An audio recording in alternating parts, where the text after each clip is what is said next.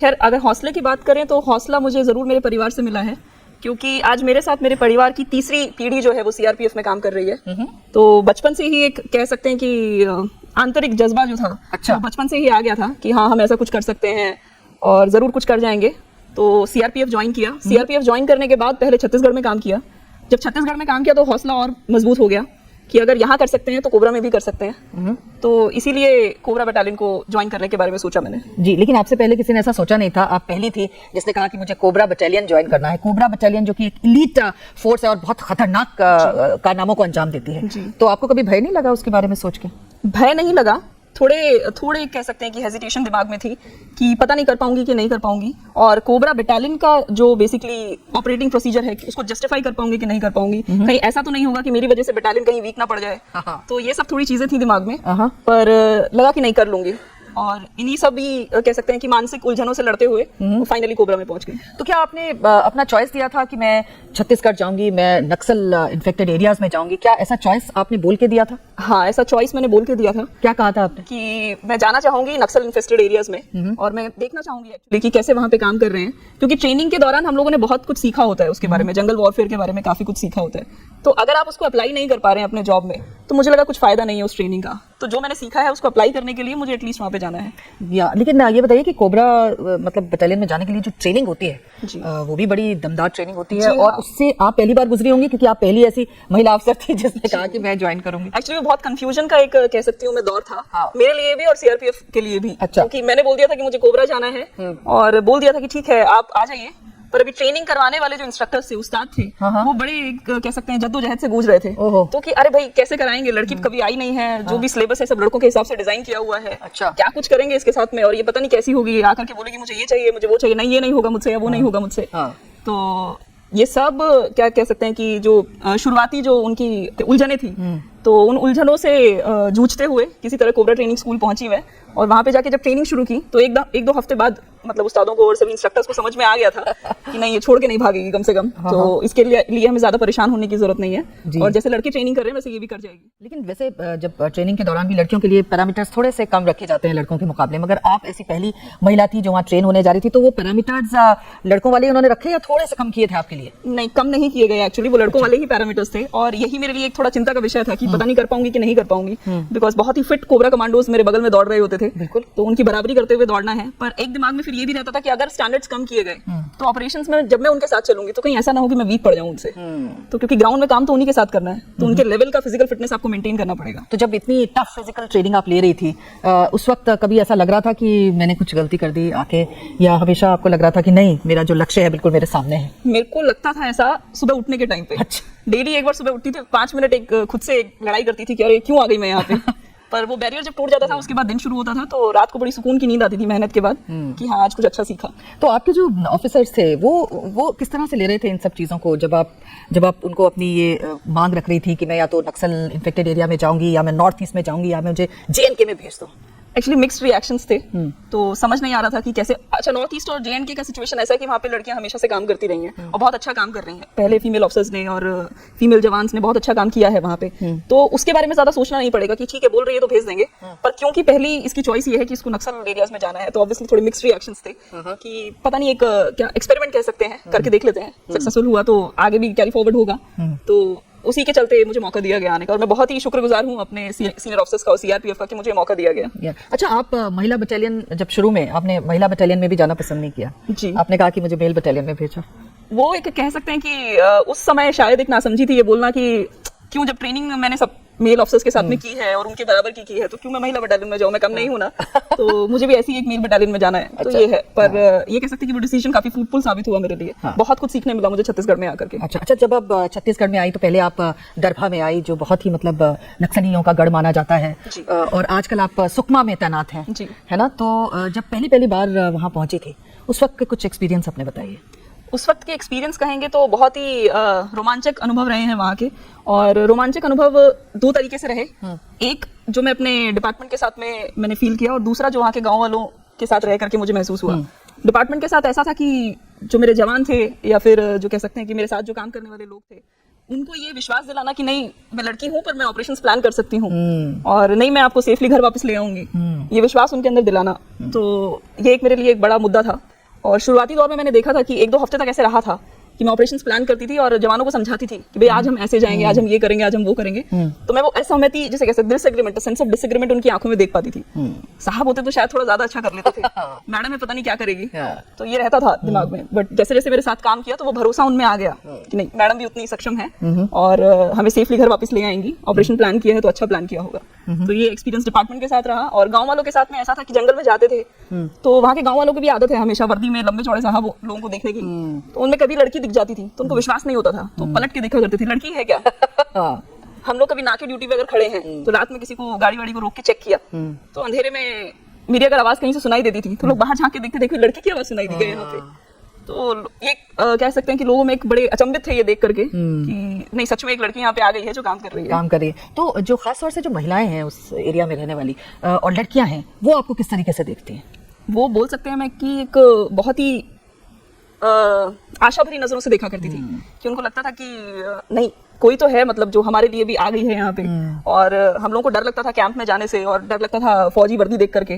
तो अब नहीं लगता क्योंकि मैडम आती हैं, हंसते हुए बात करती हैं और हालचाल पूछती हैं, घर में क्या चल रहा है सब पूछती हैं, तो उन लोगों को भी अच्छा लगता था और खुश होती थी मुझसे मिल करके। कैंप में मिलने आती थी, घर से कुछ कुछ बना के लेके आती थी खाने के लिए। तो मतलब काफी आपका इंटरेक्शन बहुत वहाँ के लोगों के साथ रहता है। और लड़कियों को आप थोड़ा मदद भी करती हैं उनकी पढ़ाई में? एक्चुअली आसपास की जो लड़कियां थी तो जो कैंप में आया करती थी उनकी समस्या ये थी कि उनको एक लेवल के बाद में ट्यूशंस वहाँ पे नहीं मिल पाते थे। अच्छा। तो अब क्योंकि मैंने अब मेरी पढ़ाई साइंस से की है तो जो लड़कियां वहाँ पे साइंस ऑप्ट करती थी, साइंस का बेसिकली ज्यादा प्रॉब्लम था वहाँ पे, साइंस को पढ़ाने के लिए आपको ट्यूशन टीचर नहीं मिलता था जल्दी से। तो उनकी समस्याएं रहती थी, दीदी केमिस्ट्री नहीं समझ में आ रही है तो या बायोलॉजी नहीं समझ में आ रही है, तो ठीक है जब मैं ऑपरेशंस नहीं कर रही हूँ और मैं कैंप में हूँ तो आप लोग आ सकती है। पढ़ता ही रहता होगा वो basically it's part of job, तो पाला जरूर पड़ता रहता है, तो उसके बारे में कुछ किया नहीं जा सकता है। हालात सुधर रहे हैं और उम्मीद है कि बहुत जल्दी हमारी तरह ही वहाँ के क्षेत्र भी हो जाएंगे। तो क्या लगता है आपको, जिस प्रकार से अब हम सुनते हैं आए दिन मुठभेड़े होते हैं, जिस तरह की लैंडमाइंस वहाँ बिछाई जाती हैं, जब आप ऐसे इलाके में ट्रैवल करती हैं, जाती हैं, खोजी अभियान में चलती हैं, उस वक्त दिल में क्या महसूस होता है? दिल में एक्चुअली यही रहता है कि आपके साथ में आपकी एक पूरी टीम चल रही है और वो पूरी टीम इस भरोसे पे आपके साथ बाहर निकली है कि आप उन्हें सेफली घर वापस ले आएंगे। तो एक बड़ी जिम्मेदारी है ये, और उसके साथ साथ आपको ये भी ध्यान रखना है कि आपका ऑपरेशन कहीं पे कॉम्प्रोमाइज नहीं होना चाहिए। अब जिस काम के लिए निकल रहे हैं उस काम को पूरा करिए और पूरा करके सेफली अपने जवानों को जितने लेके गए थे उतने वापस लेकर के आइए। सुकून से सब लोग घर पे आकर के अपने घर वालों से बात कर पाएं। तो जरूर ये टेंशन दिमाग में रहती है चलते समय, और क्योंकि आप कमांडर हैं तो आपके ऊपर ये प्रेशर और ज्यादा रहता है क्योंकि एक एक जवान जो है वो हर एक डिसीजन के लिए, हर एक कदम के लिए आपकी तरफ देखता है आशा भरी नजरों से। इस दौरान कोई ऐसा अनुभव आपकी जिंदगी से होकर गुजरा हो जो हमेशा याद रहेगा? एक इंसिडेंट मैं बताना चाहूंगी। जब मैंने नया कह सकते हैं कि छत्तीसगढ़ में कदम रखा था तो एक ऑपरेशन पे हम लोग बाहर निकले हुए थे और वो रात का ऑपरेशन था। अच्छा। तो बहुत ही जिसे कहते हैं घनी काली रात थी वो, और पहला ही मेरा रात का ऑपरेशन था मेरे करियर का। तो उसमें चलते चलते क्या हुआ कि एक जवान जो मेरे आगे चल रहा था उसके बैग से लग के एक झाड़ी मेरी आंख में आके लग गई। तो वो झाड़ी जब मेरी आंख में लगी तो मुझे महसूस हुआ कि कुछ शायद मेरी आंख में गिर के टूट गया है, और बहुत ही जैसे कह सकते हैं कि नहीं बर्दाश्त करने वाला दर्द मुझे वहाँ पे होने लगा। पर बात ये थी कि बहुत रात थी और हम लोग एक ऑपरेशन में बैठे हुए हैं, तो आप नहीं चिल्ला सकते हैं, आप ना ही टॉर्च जला कर ये देख सकते हैं कि आपके साथ क्या हो रहा है, तो आपको सुबह होने का इंतजार करना पड़ेगा। और ये समझ में आया कि आप कमांडर हैं तो आप ये भी नहीं कर सकते हैं कि नहीं मुझे ये कुछ हो गया है भाई, ऑपरेशन को पोस्टपोन कर दो, अब खत्म करो, मुझे वापस जाना है, आपको खत्म करना पड़ेगा। तो पूरी रात में उस दर्द को लेकर के बैठी रही और मेरी आंख से लगातार पानी बहते रहा, पर मैं ये भी नहीं देख पा रही थी कि एक्चुअली हुआ क्या है। सुबह होने पे, कैंप आने तक मुझे ये नहीं पता था कि मेरी आंख में क्या हुआ है, ये समझ में आ रहा था कि कुछ दर्द है। वापस आने पे देखा तो मेरी आंख पूरी तरह से लाल हो चुकी थी और समझ में आया कि कुछ लकड़ी का टुकड़ा टूट के उसके अंदर फंस गया था। और वो सब हो जाने के बाद में जब बैठ के मैं सोच रही थी तो मैंने ये रियलाइज किया कि आप जब इस तरह के ऑपरेशंस पे, इस तरह के अभियानों में जाते हैं तो आपको अपना कंफर्ट लेवल जो है वो त्याग देना पड़ेगा। वो सीख मुझे उस दिन मिली कि अगर आप दर्द में भी हैं तो आपको दर्द में काम करना पड़ेगा, और क्योंकि आपके जवानों की जिंदगी आपके ऊपर निर्भर है तो आपको हमेशा मोटिवेटेड भी दिखना पड़ेगा। तो आपके इसी जज्बे को हम सलाम करते हैं। Thank you ma'am. तो उषा, जब इस तरह की हालातों में आप रहती, कितने कितने दिन आपको जंगल में गुजारने पड़ते हैं? डिपेंड करता है कि आप कितने लंबे ऑपरेशंस के लिए निकले हैं। तो मतलब जंगल में अंधेरी काली रात में आसमान के नीचे आप लोग होते हैं? हाँ। ना खाने का पता है, ना वॉशरूम का पता है। हाँ। बीइंग अ लेडी, किस तरह की दिक्कत स्पेशली आपको आती होगी? खैर वॉशरूम का एक इशू हम बोल सकते हैं कि है, पर उसको फील्ड में जाकर के आप इशू नहीं बताएंगे क्योंकि आप ये नहीं एक्सपेक्ट कर सकते हैं कि अगर आप लेडी हैं और अगर आप ऑपरेशंस में अपनी मर्जी से जा रही हैं, वो भी तो आप ये चाहें कि सरकार आपको जगह जगह पे वॉशरूम्स बना करके देगी या क्या बोलते हैं सुलभ शौचालय बना करके दे देगी जहां आप जा सकते हैं। ये थोड़ी चीजें आपको कॉम्प्रोमाइज करनी पड़ेंगी वहाँ पे, तो इसको कॉम्प्रोमाइज करना भी नहीं कहेंगे, it's part of your job basically. तो जब आप रात को सोते हैं तो क्या बिछा कर सोते हैं? एक प्लास्टिक शीट। तो आप दिल्ली और गुरुग्राम में पली बढ़ी, एक कंफर्टेबल लाइफ में पली बढ़ी जी। तो आपने कहा कि कंफर्ट जोन छोड़ना पड़ता है अपनी इसके लिए, तो कभी कभी आप मिस नहीं करती अपनी उन चीज़ों को? जब बहुत दिन हो जाते हैं रहते रहते तो कभी कभी याद आती है कि पहले वहाँ थी तो ये सब था, मतलब बिल्कुल एयर कंडीशन रूम हुआ करते थे, बाहर निकले तो मॉल्स हुआ करते थे, यहाँ पे रहेंगे तो आपको अखबार भी नहीं मिलेगा टाइम पे, तो ये सब चीज़ें कभी कभी याद आती हैं। और कड़क सर्दी और कड़क गर्मी और बरसात, बिल्कुल बिल्कुल वो सब आपको झेलना पड़ेगा। ये सभी चीज़ें आपके ऑपरेशन के आगे सेकेंडरी होती हैं। अगर ऑपरेशन प्लान हुआ है तो सर्दी गर्मी हो या बरसात हो आपको जाना पड़ेगा। लेकिन ये बताइए कि जो घर में माँ रहती है उसको क्या कुछ अपनी बेटी की फिक्र रहती है? माँ को बहुत ज्यादा फिक्र रहती है और वो मेरी माँ नहीं किसी की भी माँ रहेंगी। बिल्कुल। मैं तो चलिए एक तरह से कह सकती हूँ कि मैं एक सिक्योरिटी फोर्स का हिस्सा हूँ, तो मेरी माँ शायद हो सकता है थोड़ी ज्यादा चिंतित हो, पर एक लड़की जो नॉर्मल किसी ऑफिस में काम करती है उसकी माँ भी शायद उतनी चिंतित रहती है जब तक बेटी सेफली घर वापस ना आ जाए। हाँ। और आज भी ऐसा ही होगा, जब तक मैं घर नहीं पहुंच जाऊंगी तब तक मेरी मम्मा को टेंशन रहेगी कि पता नहीं कहाँ है, सेफली आ जाएगी कि नहीं आ जाएगी। उन्हें इस चीज से कोई फर्क नहीं पड़ता कि उनकी बेटी छत्तीसगढ़ में काम कर रही है और वो रात रात भर वहां भी रह लेती है तो यहाँ भी आ जाएगी सेफली। तो माएँ ऐसी होती हैं। लेकिन वहाँ पे फोन की भी वो सुविधा इस तरह से नहीं होगी जिस तरह से अब यहाँ पे हम लोग यूज कर लेते हैं, माँ को इन्फॉर्म कर देते हैं कि भाई पहुंच गए। तो ये सारी चीजों को कैसे कोप अप करती है? मतलब मैं ये जानना चाह रही हूँ आपसे कि मेंटली इतने स्ट्रांग कैसे आपने अपने को बनाया, मतलब ताकि हम लोग भी आपसे कुछ सीख सकें। मेंटली स्ट्रांग मैं ये कहूंगी कि आपको थोड़े बैरियर्स जो हैं वो तोड़ने पड़ेंगे अपने दिमाग से, कि अगर फोन आपको 2 दिन नहीं भी मिल रहा तो भी काम चल जाएगा, कोई बात नहीं है। और ठीक है आपके पेरेंट्स को आदत हो जाएगी, जैसे मेरे पेरेंट्स को आदत हो गई है कि ठीक है अगर जंगल में है तो शायद 2-3 दिन बाद फोन कर लेगी खुद से। तो वो परेशान तो होते होंगे शायद, बट फिर भी मैनेज कर लेते हैं। तो एक तरह से कह सकते हैं कि उनका सपोर्ट है जिसकी वजह से मैं मेंटली ज्यादा स्ट्रांग हूँ। अगर वो लोग परेशान रहते बहुत ज्यादा और हर वक्त मेरे क्या बोलते हैं वेलबींग को लेकर के चिंतित रहते तो शायद मैं उतने अच्छे से अपने काम को नहीं कर पाती। बिल्कुल। और हम जानते हैं कि आपके जो पति हैं वो भी इसी फील्ड में हैं जी, तो कोबरा बटालियन में ही उनसे आपकी मुलाकात होगी और आपने जी हाँ शादी कर ली। जी हाँ छत्तीसगढ़ में उनसे मुलाकात हुई। मेरे हस्बैंड डॉक्टर हैं। अच्छा, तो डॉक्टर होने के नाते तो वो तो ऑपरेशंस में नहीं रहते होंगे? नहीं ऑपरेशंस में नहीं रहते हैं, वो हेडक्वार्टर्स में रहते होंगे। जी। तो मतलब आप ऑपरेशन में और वो हेडक्वार्टर्स में, तो लोग कहते नहीं है कि उल्टा होना चाहिए था? लोग एक्चुअली कहते हैं कि थोड़ा ये रोल रिवर्सल हो गया है, हाँ। क्योंकि और इसके पीछे एक बहुत बड़ा रीजन ये भी है कि लोग इमेजिन नहीं करते कि लड़की जो है वो डॉक्टर या टीचर बनने को छोड़ करके कुछ और भी कर सकती है। हाँ। तो अब लड़की ऐसे फौजी वर्दी पहन करके बाहर निकल गई है तो ये तो बड़ा ही अजीब सी बात है, ये कैसे हो सकता है? हाँ। और वो भी एक डॉक्टर ने उससे शादी कर ली। हाँ। तो डॉक्टर तो हमेशा डॉक्टर ढूंढेगा ना, वो क्यों ऐसी लड़की से शादी करेगा? हाँ। तो ऐसे है। पर मैं ये कहना चाहूंगी कि डॉक्टर्स की भी लाइफ बड़ी चैलेंजिंग है फोर्सेस में, क्योंकि मेरे हस्बैंड भी लगातार इवैक्यूएशंस में रहते हैं। ऑपरेशंस का हिस्सा वो नहीं है क्योंकि वो उनका काम नहीं है, पर हमारे जवान जो इंजर्ड हो जाते हैं उनको इवैक्यूएट करना, उनको सही सलामत अस्पताल पहुंचाना, टाइम पे उनको मेडिकल फैसिलिटीज देना, ये सब उनके काम है। तो वो आपके उस पूरे जज्बे को और प्रोफेशन को, जिस तरह से आपने अपनी चॉइसेस रखी हैं लाइफ में, अपने प्रोफेशन में, उसको कैसे देखते हैं और कैसे डील करते हैं? वो बहुत सपोर्ट करते हैं एक्चुअली, और अच्छी बात ये है कि वो इस फोर्स का हिस्सा है तो उनको पता है कि इस फोर्स में किस तरह की चीजें हैं, कैसे काम होता है, ऑपरेशंस किस तरह से किए जाते हैं और किस तरह का लाइफस्टाइल है।